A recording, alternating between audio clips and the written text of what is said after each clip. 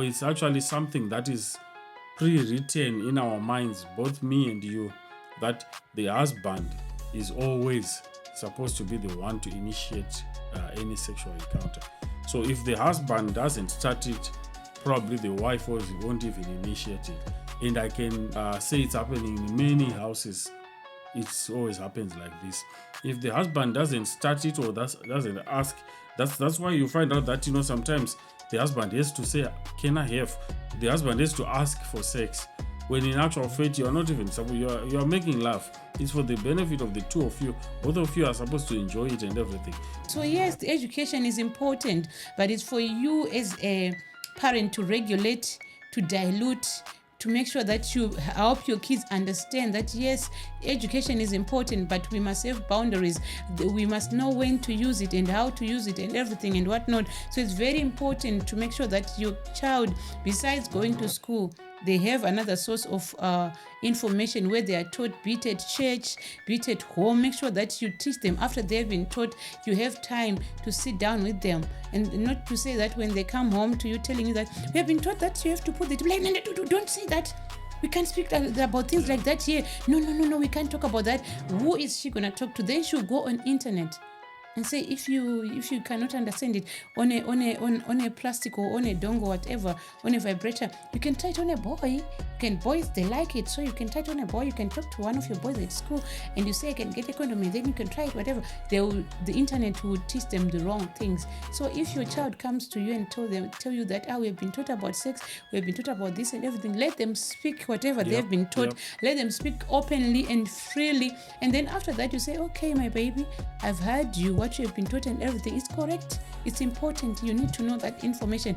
But for us as children of God, for us as Christians, as for you, my daughter, as for you, my son, we do it this way in our house, not that way.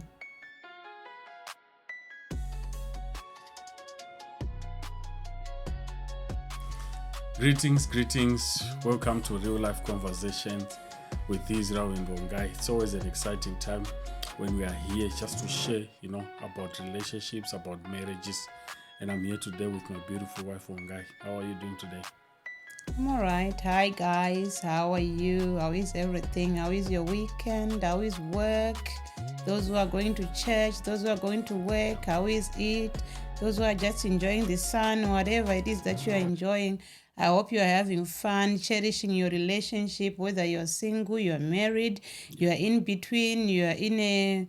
Someone told me that it's called a what? I've forgotten the name, that when it's complicated, the relationship is complicated. Right. You don't know where it's going, what he's thinking, what his plans are. It's just a situationship, yeah. She said that I'm in a situationship. I'm like, what's that? I'm like, yeah. I don't know the situation. We are together. Yeah. We do some relationships things together, but we are not really in a relationship. So if you are also in a situationship, hello, how are you there in your situationship? Hi guys, thank you for the support. Thank you for everything, for the reviews, for the comments, for the corrections. We really appreciate everything, guys. Thank you so much. You look good in black. Is it like one of your favorite colors or what? I don't like it when you start complimenting me because I don't like how it ends. Because you end up wanting to take off those black things, those beautiful clothes and everything, and want to go inside. So I get worried whenever you start complimenting. So thanks anyway. Is there anything wrong even if I want to get inside everything? Is there anything wrong? No, I didn't say that. I'm not complaining, Emma. We're just having a conversation on real life conversations. Thank you so much, guys. We really appreciate you. We really appreciate your support. It's always exciting when you get to hear some testimonies coming from different parts of the world, from some people that we don't even know. Actually, just sending us inboxes, some messages saying, you guys, what you're doing is great. We really appreciate you. We were actually being helped. So we really appreciate, all that support. Thank you so much.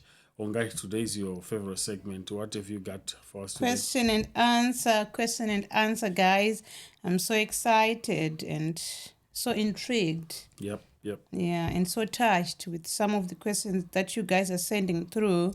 So getting straight into it, the first question is, my child who is 13 years old came from school the other day, and she said that they were being taught how to put a condom on a penis. For me, as an African parent, it made me uncomfortable. What's your take?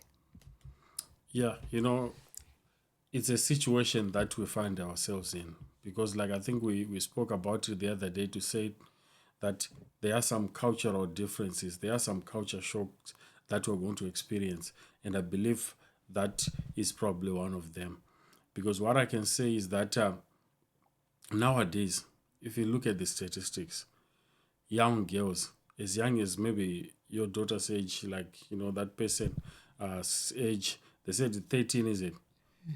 Young, at that young age, they are now involved in a lot of other things that we were not used to getting involved. It's when I was 13 or when you were 13, it was a completely different situation. It was even taboo for me just to think about sex or even to see someone having, they used to have those magazines, or they open their brothers maybe closet and find those magazines that used to be there back in the day.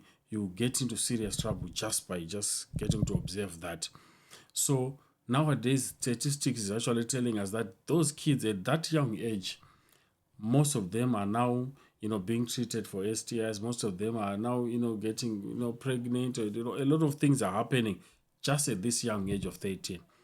And I appreciate that it's not the best thing for us to be showing kids as young as 13 years old how to use a condom and how to insert it and whatnot, all those lessons that they are getting. But I think it's a preemptive strategy that maybe the authorities are looking at and saying, okay, this is happening already. Kids are involved in sex, already they're getting infected, already they're getting pregnant. So what can we do to try and maybe find a way to alleviate or to challenge this situation that is already there? Because the situation is there now.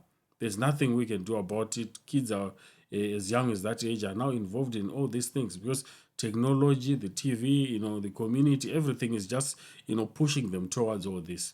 So my understanding is maybe the authorities are now like saying, okay, in as much as maybe this is not the ideal situation, but we still need to educate these kids.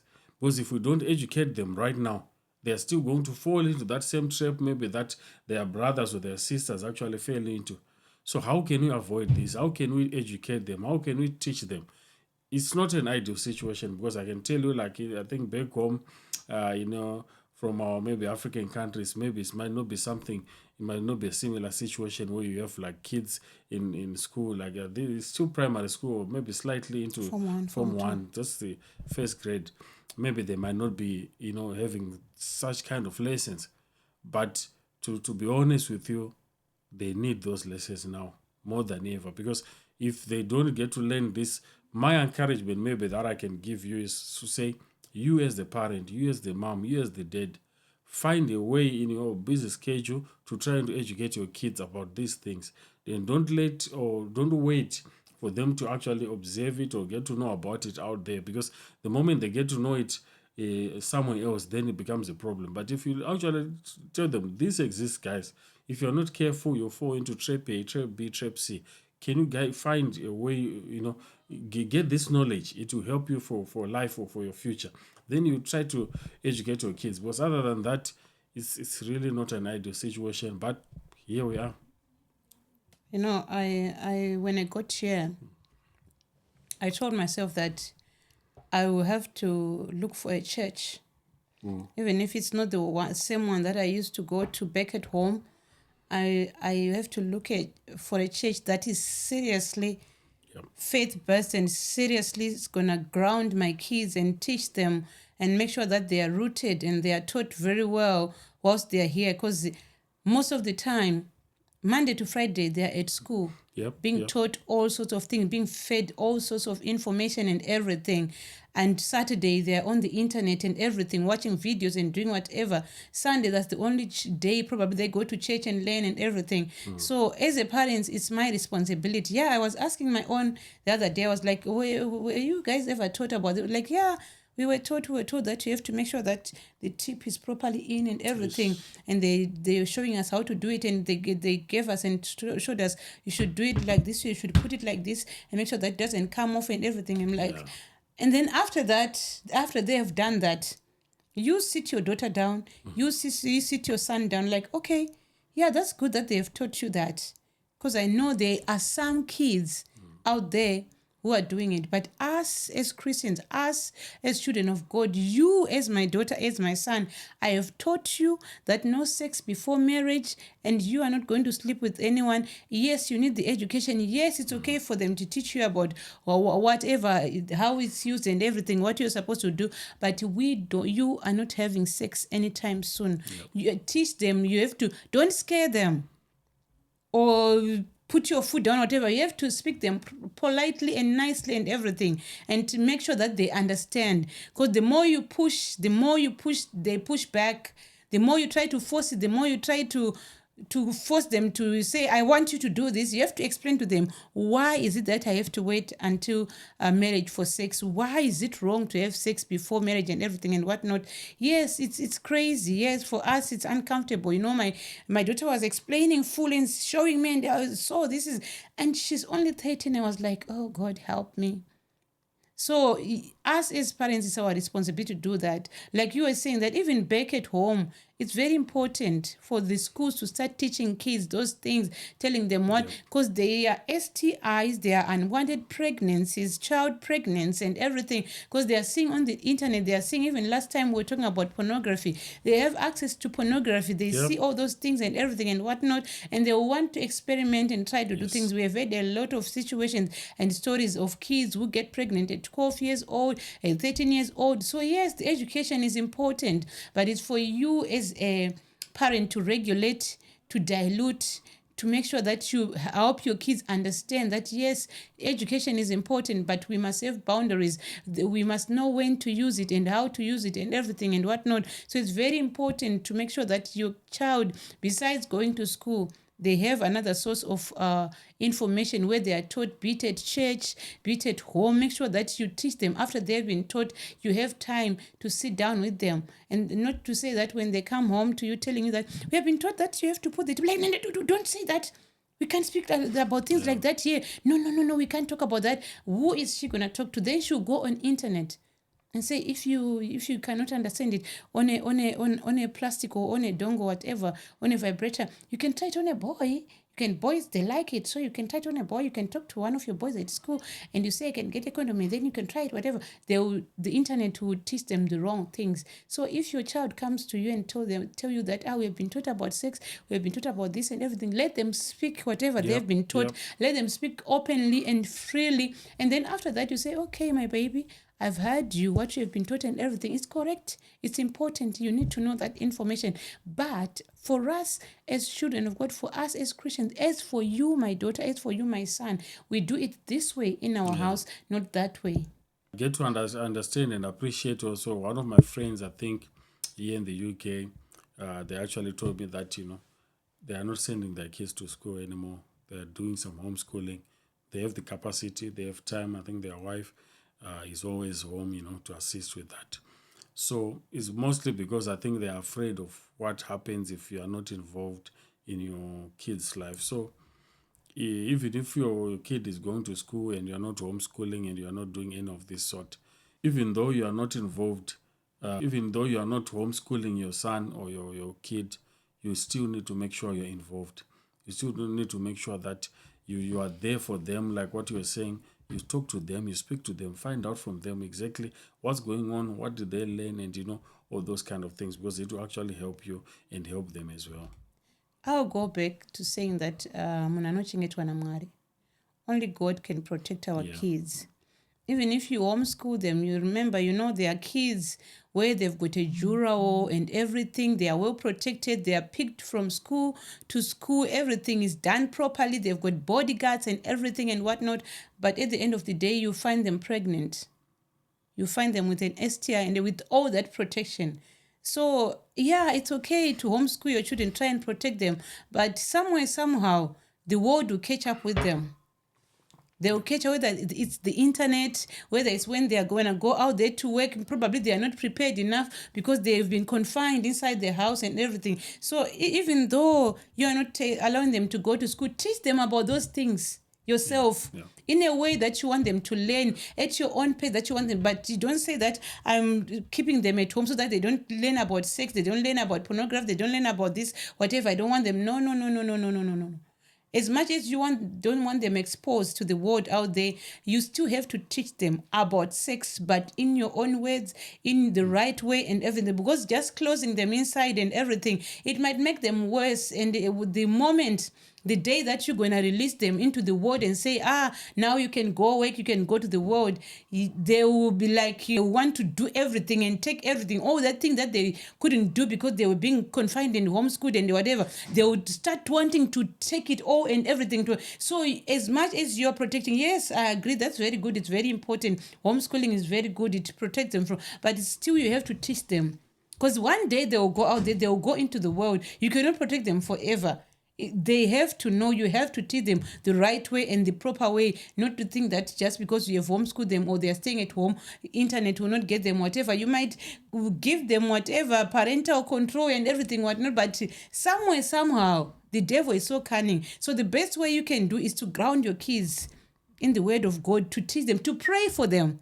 That's the best protection that you can give your kids, not only homeschooling. Yes, you can homeschool them, but you have to pray for your kids. You have to cover your kids. You have to intercede for your kids. You have to give on behalf of your kids, just like what Job used to do. Say, God, I don't know where my kids have been, so this offering is for them. God, I don't know what they've been doing out there. God, my kids. So you have to pray for your kids. Whatever you believe in, you have to make sure that you pray for your kids, you cover your kids, because only God can protect them. We can try everything. We can try whatever, parental control on the internet, whatever, no Wi-Fi for them, whatever will you do. But if the devil is so cunning, you find a way. So yes, it's okay to homeschool, but still teach them, educate them so that they're ready when they go out there. That's, I think, mainly also the idea of homeschooling. It's not so that they don't learn or you don't teach them. No, you're actually teaching them, but in your own way, in their own environment, without them being exposed to other different lessons out there. And I think you can actually attest that a lot of things, learning and dislearning is happening out there. So you are there, you just be teaching them the same things, most of them, all the things that they need to know about life, but you just in your own way and at your own pace, so that they don't get exposed to this world when they are not prepared. Like we are talking about, someone is 13, already they are getting those other lessons that they are not supposed to be getting. But if you are there, you can then maybe let them, for now, you don't need to know much about this, but I'm going to show you, I'm going to teach you. That's most of the time what, when they are homeschooling do. They just tend to do it at the right time, depending on the development of their child. Whenever I try to speak to my husband about my concerns, he becomes defensive. I believe in his head, he thinks I am always trying to attack him. Please help. Usually, what affects maybe any argument or any concern is normally how it has been raised. Maybe, for example, I can just give an example. I don't know what was happening, in their family or anything. Maybe you have a point that you want to share with your husband, but whilst you want to share that or you want to bring that point, you start that point by blaming your husband, maybe for that thing or for something else. Obviously, the moment your husband is going to respond to that blame that you've already brought to them, they are going to try to defend or maybe to explain themselves about that situation. But if you have any situation or any concern that you want to discuss, maybe with your wife or with your husband, don't bring it like in a way like it's you're actually blaming them for whatever is going on, when probably you are both to blame for whatever is going on. So try by all means to just see and analyze the way you bring any particular topic to your wife or to your husband, because most of the time is the way, the packaging, how you package your wedding, how you word it, how you explain that situation. So usually they then determine how that person will respond. It happens even in the world or anywhere you go. If you approach someone, looking like you are maybe already angry at them or anything, their response will also be anger, and they'll probably, get the argument to escalate beyond or above where it was supposed to, to go. So you have to always make sure that your approach is just, consistent. You are not blaming anyone. You are just approaching just for the sake of having a discussion. If you have observed something that maybe you think needs to be addressed that your husband is doing, try to find a way of just bringing that topic in a way that will not offend your husband, and in a way that will bring the best or out of that discussion, so that both of you will come out there knowing that you've actually discussed something and you've actually come out with a solution for it. I think most people, probably most men, is that they are quick to assume. You just say, "Hi, baby, how are you?" He just got home. In his head, he starts having a lot of questions. Is he asking me how am I because I'm late from coming to school, from coming from work? Is it because I did this? Is it because I didn't put the seat down? Is it? I just asked, how are you? But in your head, you have got a lot of questions, a lot of assumptions. You think I just said this because of that and everything. Just start by answering the how are you. If I have anything else to ask you, if I have any arguments, if I have anything to ask, have any concerns, I'll bring them out myself. Answer the questions that have been given to you as it is, without assuming that there's a hidden agenda, or without assuming that I'm being attacked, or without assuming that my wife is belittling me, or think that she's better, or think that she's smart, whatever. Just answer the question as it is. If you didn't understand what you are being asked by your wife, just ask them, baby, I didn't quite understand what you're saying. But the problem is people assume. Yeah. People start assuming that I'm being attacked. They mean this by that. No, I mean just what I said. Yeah. Don't say, I thought you meant this by saying that. No. What I said is what I said, is what I mean. But if you didn't quite get it, if you didn't quite understand what I said, just ask me, baby. You said where the money went, which was in your account. Did you check all your transactions? Did you have any direct debits? So just because there's no money in your account, you're assuming that I stole it. So you're calling me a thief. You think I stole the money because it's not in your account? No. Yeah. I'm just asking you. But in my account, when I left, there was 80 pounds. But now I'm only left with 30 pounds. Where did the other 50 go? Help me try to figure out, did you check all your transactions? Did you check everything and whatnot? Have you checked?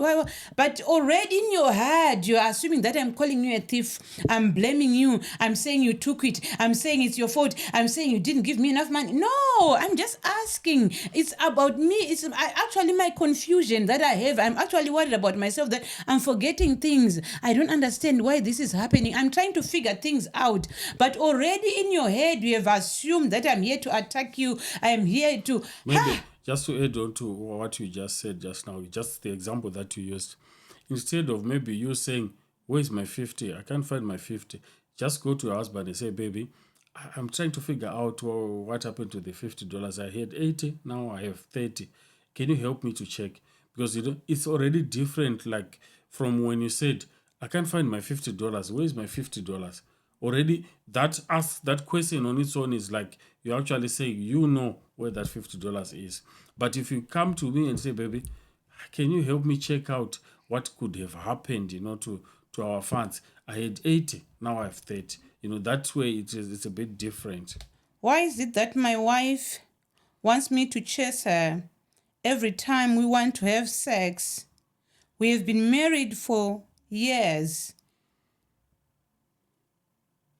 Is all this drama really necessary? What I've noticed, I think, in many relationships or many marriages is, I don't know if it's cultural or if it's something that is just taught somewhere. I don't know where it's actually taught. Or it's actually something that is pre-written in our minds, both me and you, that the husband is always supposed to be the one to initiate any sexual encounter. So if the husband doesn't start it, probably the wife won't even initiate it. And I can, say it's happening in many houses. It always happens like this. If the husband doesn't start it or doesn't ask, that's why you find out that sometimes the husband has to say, "Can I have?" The husband has to ask for sex. When in actual fact you are not even supposed. You are making love. It's for the benefit of the two of you. Both of you are supposed to enjoy it and everything. But because most of the time the ladies sometimes they always say no or they are not always interested. So men, like I can tell for myself, every day you give me, I'm there for it. I don't mind at all. So for many men, every day they are ready. But for ladies, it's not like every day that they are ready. So you find out that's why sometimes you find out that men will always then come to ask to ladies. So that brings that challenge and the challenge that we're actually having right now, because every time maybe the man has to ask and maybe sometimes the lady has to use it. Like when you're asking for something, it means also the person that you're asking from, they can actually say yes or they can actually say no. And it's unfortunate that some ladies will end up saying no, and they are not, they're starving their husband and stuff like that. So it shouldn't be like that. It should actually be easy for anyone. Even if I'm there in my room, I just go to bed, I'm sleeping, you can actually start maybe initiating, start touching me, start doing all those things and everything. That way you find out that, both parties, you actually enjoy that relationship, because it's not like you're always having it when you want it. I can tell you that sometimes if I eat some food that is given to me that I didn't prepare myself, it's actually very interesting, very nice, and I love it. As compared to the food that I have to go to the kitchen and prepare myself and eat. That experience and the taste of it is actually different than just me. If I ask for sex from you, the taste that I get or the enjoyment that I get when I actually ask you to have sex with you is different than when you actually initiate it with me and you just start it and already I find myself enjoying myself. So this is, I think, something that we need just to find out what is going on and what can be done. As women, toda kutsetsiwa dzetsve tichiri kurida, we want to be chased. You chased me before. It's exciting when you are being chased, when someone is asking you nicely and everything, someone is begging. It's exciting. Do you know that most of the time, or maybe probably 80% of the time, when women say no to sex, it's not that they actually don't want to have sex.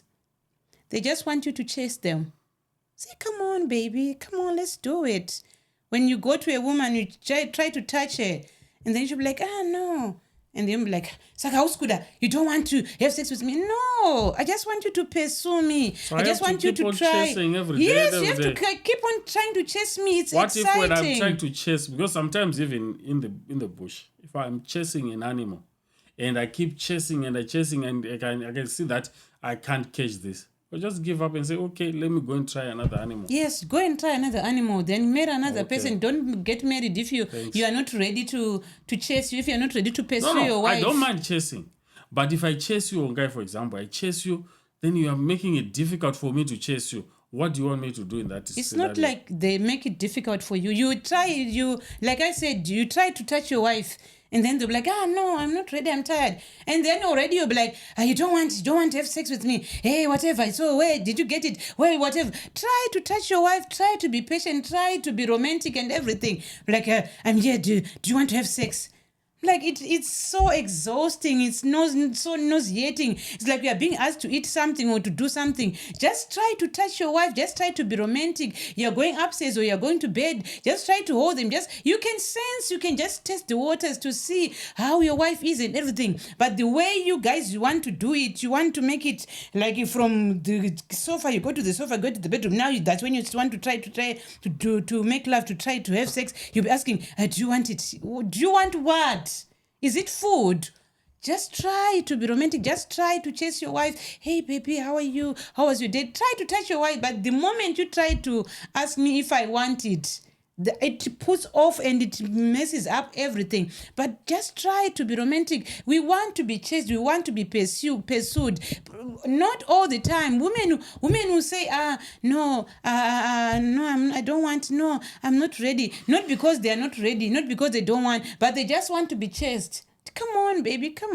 I really want it, I've missed you. Oh, they be romantic the way you used to chase your wife when you just got married or when you were asking her out. We want to be chased. We want to feel special. Because imagine you come to the bedroom, I'm already open, my legs are already like this. I'm already ready for you to just come on top of me. But if you caress me, if you try to be romantic and everything, you try to chase me, it's enticing. I'm like, yeah. I don't know Seriously, how to lie. it's just I actually enjoy just coming to the bedroom and having you, seeing you ready already on the bed. Oh, that would be most exciting. Again, I don't want to lie to you. I don't think it would be exciting to whether even if it's food. I buy you food, I bring you something, it's already open, it's already just there and everything. It's exciting, to pursue something, to open something by yourself, to unravel something, to get excited. Just find someone who is just open like this, legs open and everything, like I am ready, do it, whatever. It has to be exciting. It has to be a process, that So you like do some everything chasing a and little everything. bit, yeah. Some chasing, excitement, playing, foreplay before you even go to bed, foreplay wherever and everywhere. In the kitchen, I'm cooking. Sometimes I'm cooking. I will cook for an hour in the kitchen. You don't even say hi. You don't even say anything. Sometimes I'll scream, "Oh, I'm bent."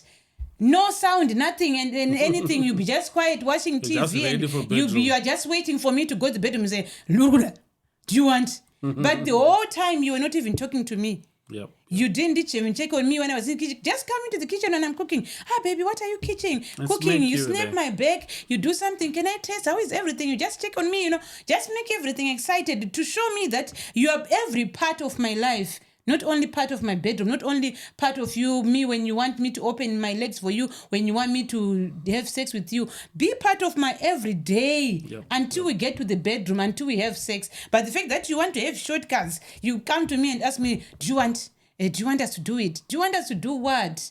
Is it a prayer? Is it fasting? Is it what? Make it flow. Make your bodies communicate to each other, not to act as if it's a job. It sounds like a job. It feels like a job when I'm being asked, "Urukuda." And then what do you want me to say? Yes, Ndukuda, we are. No, but I want to go down one day. My boyfriend really loves me, and he says he wants to marry me one day. He's from a family where his father abuses and cheats on his mother. He's a narcissist. Is it bad for me to fear having a future with him, assuming that he might have his father's traits? But so far, no red flags or whatsoever. He's great. Already, it's a lady, she has already identified something that she doesn't like that the husband is doing. I don't know how No, that's not what she said. She said he's a narcissist. No. She's saying that the father of the boyfriend is the one who abuses the mother and cheats on the mother, and he's a narcissist. The father is the narcissist. The father of the boyfriend. So she's saying that, how do I know that the same traits will not come up? He will not become like his father when we get married, start abusing me, become a narcissist and everything, and cheat on me, like how he has seen that the kind of marriage, setup that he grew up in. Maybe in the future, he might think that's how you're supposed to treat a woman, because that's all he has known. That's what he has seen his father do to his mother. What if we get married? So far, he's good, he's a gentleman and everything, he's nice and everything. But what if we get married and then he becomes his father? What do I do? Am I wrong for assuming? Am I wrong for fearing that whilst we're dating? Am I wrong for thinking twice before marrying him in assuming and the fear that he might become his father? I like what you then explained to say that currently from when they met until now, that guy hasn't shown any traits that resemble his father. So I would like to assume that it will be unfair on this guy if we are to judge him on the sins of his father, while he hasn't even shown even a single trait or any red flag. He actually said there are no red flag. So why would she want to then say, maybe in the future will be like this. If they are not, because there are a lot of people who come from families where it was tight, things are not bad, even the father was beating the mom, or the mom was beating the dad, but you find them in marriage, they are thriving. They don't even beat on their wife, or they don't beat on their husband, or they don't do any of this, abuse that was happening in their own home when they were growing up.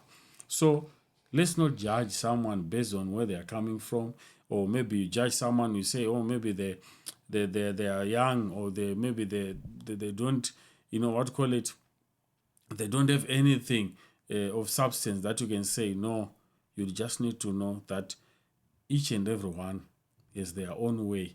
Each and every one has their own, way and understanding of situations. Probably this guy already knows that his dad is not the right person in terms of this. So they know how to handle it, and they know how to treat a woman well. Yes, there are some minor instances that this person will actually be able maybe to be like their father.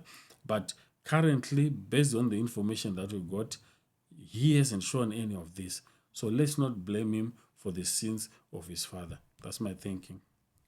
I believe that based on the information that this lady have shared, it looks like this information come from a close source. Okay. I believe that this is the boyfriend who told her about his father and the works of his father and the doing of his father and the weaknesses of his father, which means that this boy understands and knows that what his father is doing is bad, and he wants to be a better person.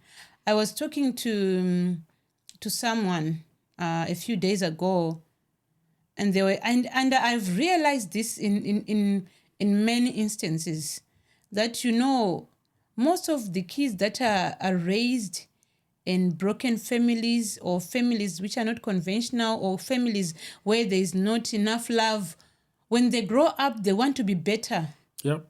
They want to experience that love that they didn't experience when they were in their home. They want to be better men. They want to be better women. They want to be better mothers, better fathers, better husbands. Yep. So usually, most of them, yes, there are some who become abusive, who think it's okay, Yep. who want to, there are some people, just because their mother was abused. I've seen movies where men whose mothers were abused, they start kidnapping women, treating them the way their mother was being treated, and everything, and doing all that abuse and everything, narcissism and everything that their father did on their mother, they are now doing it on other ladies. But a greater percentage of people, of men who were raised by single mothers, who were raised by a broken family, who were raised in a family where there was full of that and everything, they want to be better people. So the fact that he is open enough to you to tell you all that, he could have hidden those facts. He could have not told you about those facts and everything, in the fear that you will think the way you are thinking. You are assuming, like I said before, that people are quick to assume and quick to judge.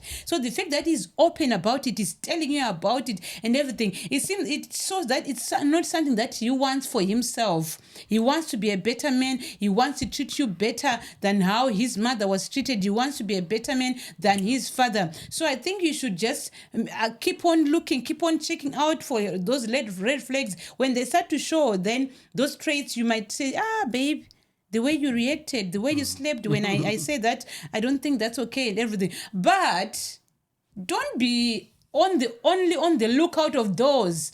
So much that you don't even enjoy that relationship. You're always on the lookout to wait for the red flags. If you already have doubts, if you're already not sure that you want to be with that person, you might be the very thing that is going to break him, or the thing that is going to make him like his father, because you keep on waiting and judging him, whatever he say, because everyone gets angry sometimes. Everyone can snap, everyone can, no, you cannot sit eye to eye all the time. One day you disagree with you say something, you get angry, just like a normal person. And then you start saying, are you being like your father? Now I'm worried. Are you becoming your father? Everything is taken back to his father. It's going to traumatize him, and it's going to make him bad, and it's going to make him turn into a bad person. So I think if you think that you cannot accept him, if you don't feel comfortable dating him and getting married to him because of his past, because of his father, I think, my sister, just leave that man alone and let him find someone who appreciate him, who will love him for him and not for his father or his past. Of course, if you have seen some traits, if you have seen some red flags, I totally understand. But if he has not given you any reason to doubt him or to judge him or to compare him to his father, please don't do that to that boy, to that man. Allow him to be his own man, to love you, to cherish you, to respect you, and give you all the love that his mother did not receive. That's what I think. Yep, very, very important what you explained, Vongai. But my sister, one very important thing also is that whenever you start having doubts or whenever you see something that you don't like, never assume that you'll be able to change it maybe when you eventually get married. It's not going to happen. Sometimes some of these traits or some of these characters are maybe just for life. That person will not even change. So if you see something that you don't like and you are not yet fully committed, you are not yet married, maybe probably forget about it. Look for someone else who has all those traits that you want. Because if you get on board with someone that you think you're going to change, then you realize you don't change, and now you're already in marriage, it will then become difficult for you. You start, not enjoying that relationship. So once you have something, just don't push for it, really. My partner keeps on reminding me of my past errors and mistakes as if they do not have their own. How do we resolve this? Yeah, that's a very bad behavior, just to be honest, really. That's a very bad behavior. Like, for example, if I've done something to you, Vongai, and you've agreed to forgive me, there's no reason why that thing, would need to come back again. And I know and I understand and appreciate. I think one of these days you did mention that sometimes ladies, you tend to keep, some of those items close by and everything. Then whenever something else happens, they tend to come back. But if there's a way that you don't get to bring back anything that you have actually resolved from the past, I think that would be the best way. If you've agreed to forgive me, let's move on. If you agreed, maybe I did something wrong to you and I said sorry and you said okay, there's no reason why you should remind me about those things. Because one of the greatest things that we need to understand is that if I do something wrong, I'm really sorry about it. It means that I don't like it also myself. And if you then try to remind me again of that same thing, it is now going to affect me, like, it will be like a fresh wound that you're actually opening on me. So my advice is don't try to remind people, don't try to open closed wounds, because once you start opening a wound that is already started healing, it will make it even difficult to heal the next time. Because once that wound has been opened and then there's another wound on top of it, it makes it difficult to heal properly, because already that skin is damaged already on that area. So the same happens with us, with your heart, with your life. If there's something that happened, we agreed to move on, don't open it up again, because once you do, it will start afresh. It's like a new, fresh wound on top of another wound. All I can say is that let the past stay in the past. Okay. Because when that thing happened, whatever it is that happened, that hurt you, that you keep on bringing up, all those memories of how much hurt you were during that time will start hurting me as well. So I'll carry the pain of causing that pain to you, of what I did to you, and the pain of me doing that thing to you. Okay. And not only that, the more you try to remind me of my past mistake and past errors, I'll then start digging your own past errors and past mistakes. Yeah. He keeps on reminding me of my errors, of my mistakes, but he also did this to me. And now all that pain, it all surfaces, it all comes up. My pain that I caused you, the pain that you caused me, the pain that I caused myself after causing you pain, it's all surfacing up now. It's ruining everything. So when by digging up the past, you're causing too much pain and everything, and that's why some people, when someone is, they are being weaned off drugs, they are stopping drugs. They are told not to go into certain environments, because they are trying to get off it. But the more you say I don't want to smoke anymore, but you have your friend, when you're on the break, you go out with your friend, they stand outside, and then they are smoking with you out there, you are still feeling that, you easily elapse. Yep. So that's why sometimes some people who have been cheating, if you keep on reminding me that you cheated, something that happened 5 years ago, Yeah. I'll be like, okay, then I'll just cheat again.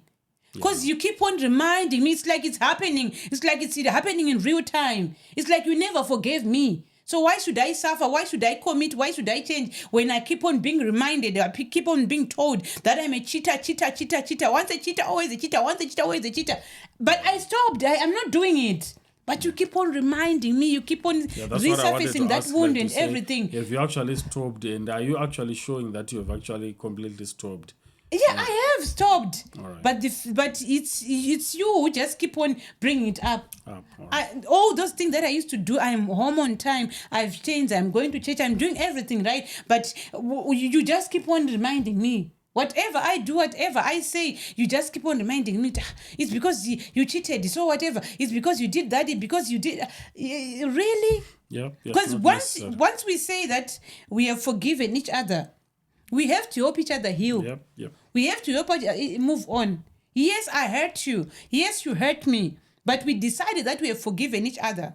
I'm not saying that it is going to happen overnight. Yeah, it takes time to you. It takes years to you. But the more you keep on reminding me every day, calling me a cheater every day, calling me a prostitute every day, telling me that you're going to call Tinashe Mugabe and do DNA tests and everything. You don't trust me, whatever.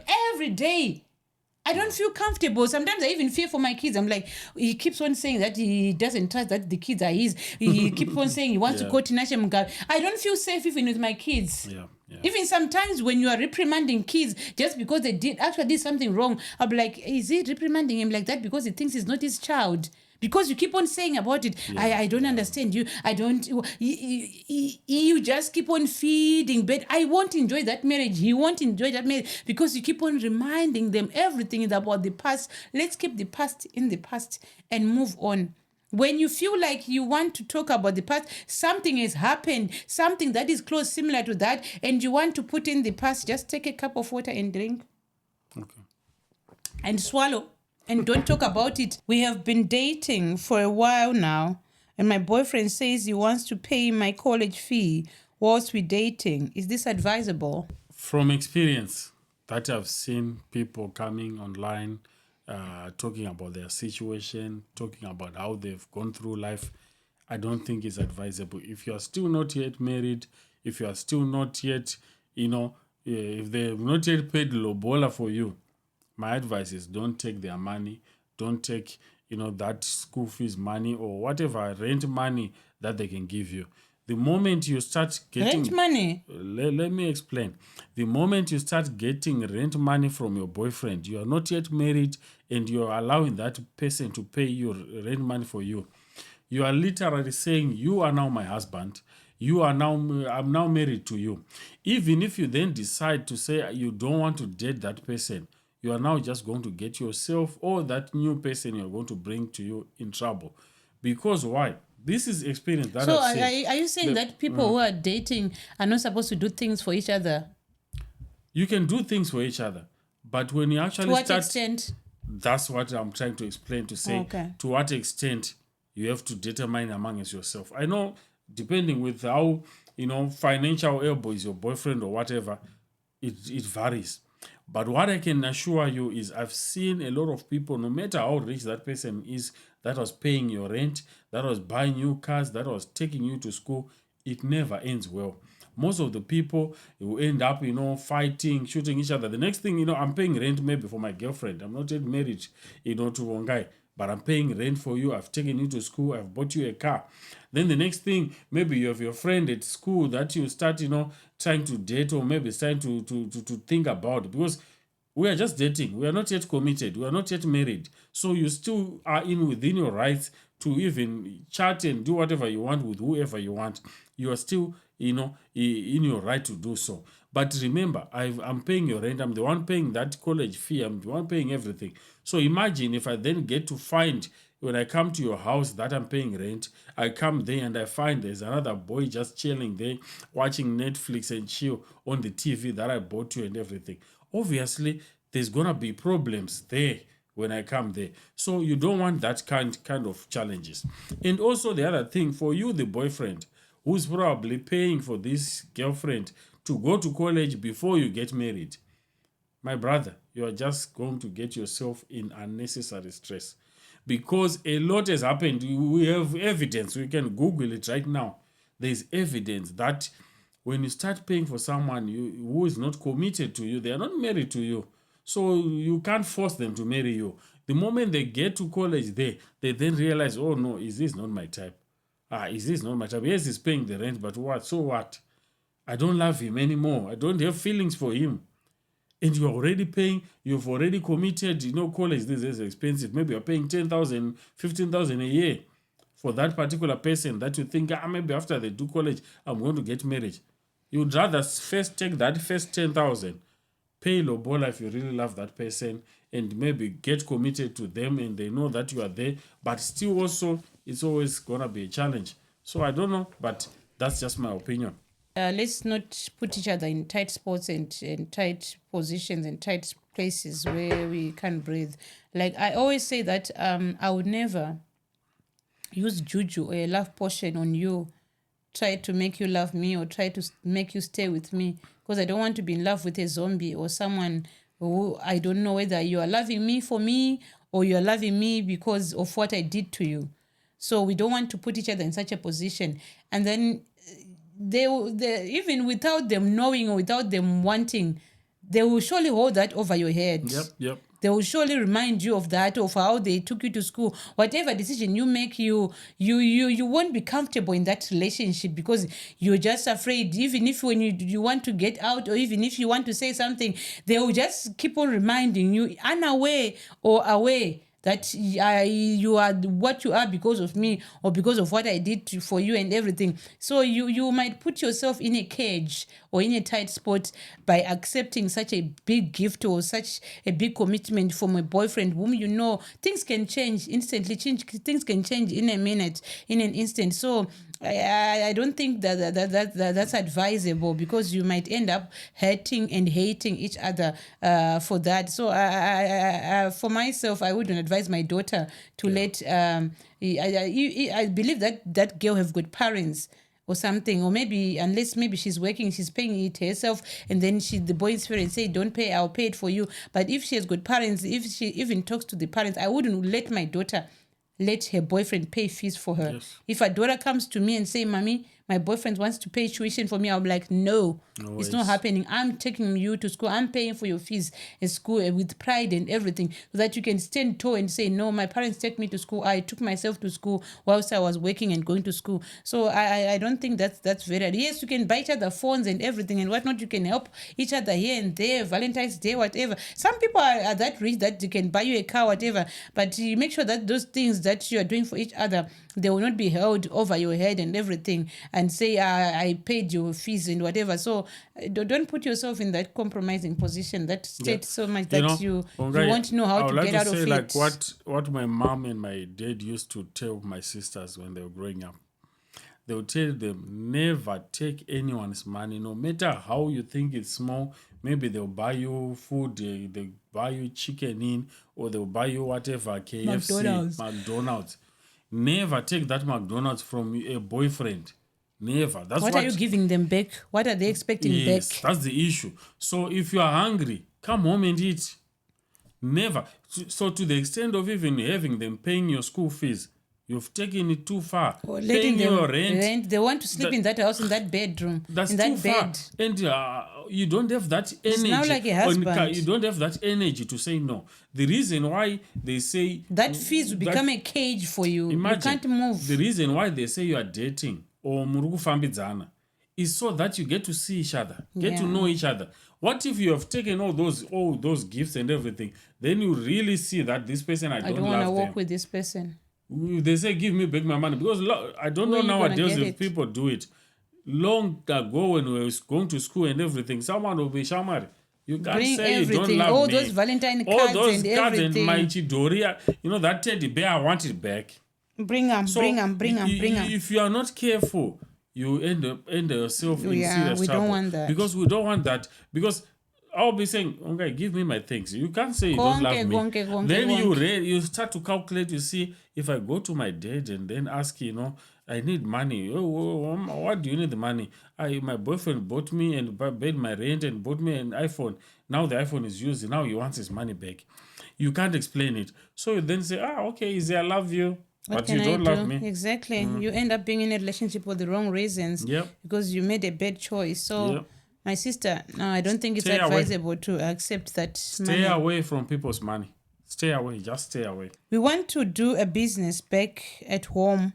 That's our home country. Okay. And I suggested that kind of business, I believe my hometown is the best place for it. But he says, that the husband is saying, no, what if your family takes over? Is that a good reason not to start a business there? I can't say it's a good reason or it's a bad reason because maybe only that guy knows really what's going on, maybe with your family or his family or whatever. The reason why he's saying, no, we cannot go there. Because normally, when you have your relatives there, you can actually say, maybe it's a better place for me to go and start my business there because at least my relatives will just be passing by, checking on my employees and stuff to see if they're working well. Not necessarily to let your family members be involved much in that business because it causes, hatred and whatnot. Most of the time, we've seen it happening all over the place. Whenever you try to involve, people that you love in business decisions, most of it sometimes it doesn't end well. But there are some also instances where it actually works out very well. So depending with what type of relatives you have and how that person actually sees them, maybe that's why they have those reservations. They just want to keep their peace, still love their relatives without having to worry about them and whatnot. Because there are some relatives, once you open your shop, at your rural home, and they know this is Vongai's shop, even the employees are in trouble. They They'll are be coming there getting every things. day. They say, This no, is no, my no, I need daughter's this. shop. This is I my will come daughter's and pay shop. tomorrow. Or this is my sister's shop. This is my brother's shop, whatever. No, no, you can't tell me anything. Even the customers, they will be chased away. What are you doing? Get out. This is my son's shop or my sister. So it just depends with what type of relatives you have. Maybe those relatives are actually thinking that I'm doing this so that I protect my daughter's business. Not knowing that maybe they're actually chasing customers and causing problems or whatnot, not ever. Maybe causing the staff, to actually feel like it's not a safe environment. So it's always good if there's a way that they can actually start a business at a neutral place, just go for it. You lose nothing. There's not no really an area where you say, no, this is where we need to do our business. Because actually, when you are starting a business, you want it to go global. You want it to go areas. You want it to go all over the world. So it doesn't really matter where you start it, but you just have to make sure you create those boundaries. Those relatives of yours, you know them, you know why you don't want them involved. I think it's better to just let them know. Say, guys, I don't want you to intervene. I'm going to start my business there, but please stay away. Yeah, I think what you say that just find a neutral place. Yep. I think that's good advice because I think the husband probably have got problems with the Thanos and the brothers-in-law and everything. Probably they are bullies and everything, and everything. So we don't want to mix business with pleasure. Yep. We don't want to ruin the relationship that we have with our in-laws and everything. So I think the husband is right. And you probably agree with him. You know the kind of relative that you have, my sister. You are listening, I'm talking to you. You know how toxic your family is. And you know he's right for saying that we are not doing it there in your rural home or in your rural town or in your urban town, wherever your hometown is. You totally understand that your family will be toxic, your family will cause problems with the employees and everyone. So I think just finding a neutral place, unless if you know that you can manage your relatives and find professionals who do that job, who run that business without your family interfering. But if there's that risk, I don't think you need to take it. You need to take that risk. It will probably end up ruining your relationship, your marriage, and your relationship with your relatives. So just find another place. I believe that whatever business that you want to do, if it can be run, if it can happen in your hometown, it can happen anywhere else. You can be able to succeed and make profits and make it run smooth in other places. Just find another place to do the business so that you don't fight with your relatives and your husband. That's the last one. Thank you so much, guys. We really appreciate you. All the support that you continue to give us. We really can't complain. We are so much happy. We are excited every time when you come, to do some of these shoots. We're excited. We are happy. We're actually encouraged because of your support. So thank you. We really appreciate you. Yeah. Guys, we are thinking of doing a live. Tell us what you think and what you want us to talk about on a live, and tell us what's the most appropriate time, when you're not working. Is it at night or during the day, whatever?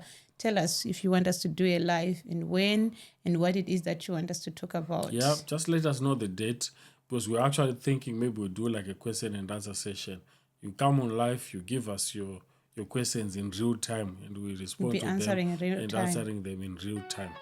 Those that we can finish there and there, we can even then come to you, maybe in your inbox, and then maybe help you out the best way we can. Refer you to other professionals that we know. Then you can get the help that you need, because all that we need is just for you and your husband and your wife to enjoy your marriage, to enjoy your life. Out there they'll be saying, oh, marriage is no longer work, marriage is not good, marriage this, marriage that. We want dating this, dating that. It's not only about married people. Those who are single and those who are dating as well. Everyone will be welcome to bring their questions, their views and everything on that live.